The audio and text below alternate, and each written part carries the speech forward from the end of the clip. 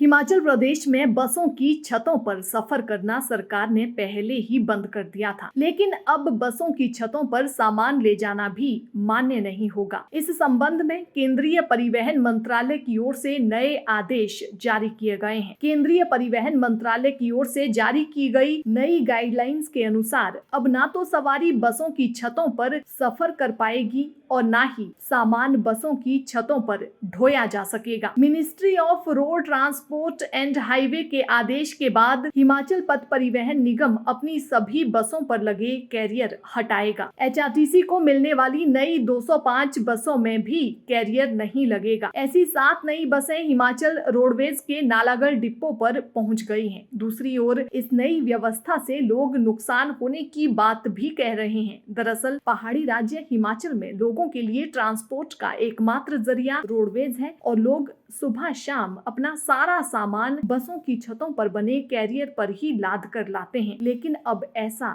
नहीं होगा। वहीं आपको बता दें कि हिमाचल पथ परिवहन निगम के बेड़े में 205 नई बसें शामिल होने वाली हैं। ये सभी उच्च तकनीक से युक्त हैं। ये बसें बेंगलोर से नालागढ़ डिपो पहुंचनी शुरू हो गई है। अब बसों की कुल संख्या 3,500 हो जाएगी। इनमें से 150 बसें वातानुकूलित यानी एसी है और 55 सामान्य है। बसों में मोबाइल फोन चार्ज करने की भी सुविधा रहेगी। अधिकारी जांच करेंगे कि बसें किस तरह से तैयार की गई हैं और जो सुविधा मांगी गई थी वो सुविधा बसों में है या फिर नहीं। इसके बाद ही बसें डिपो के लिए रवाना होंगी। पासिंग और परमिट के बाद ये रूट पर चलाई जाएंगी। जिन डिपो में बसें खस्ता हाल में हैं, उन्हें नई बसों के साथ बदला जाएगा। एचआरटीसी अभी 1,500 करोड़ के घाटे में है। कोरोना काल में सबसे ज्यादा नुकसान निगम को हुआ। हालांकि सरकार ने भी राहत देने की हर संभव कोशिश की, लेकिन अधिकांश राहत पेंशन कर्मचारियों के वेतन पर खर्च हुई। अब भी पेंशनरों को समय पर पेंशन नहीं मिल पा रही है। पेंशनर संगठन लगातार इस मामले को सरकार के सामने उठा रहे हैं। आपको बता दें कि प्रतिदिन बेंगलोर से कंपनी ने 5 से 6 बसें हिमाचल भेजने की बात कही है। हिमाचल पथ परिवहन निगम ने 2 क्षेत्रीय प्रबंधकों को बसों का जायजा लेने के लिए नालागढ़ भेजा है। अधिकारी निगम की शर्तों के मुताबिक बसों का आंकलन करेंगे। कुल 205 बसों में से 195 बसें इसी महीने आनी है, बाकी बसें बाद में आएंगी। डिलक्स बसों में हर सीट पर mobile charging point, back push सीटें, पांव रखने के लिए स्पेस फुट रेस्ट,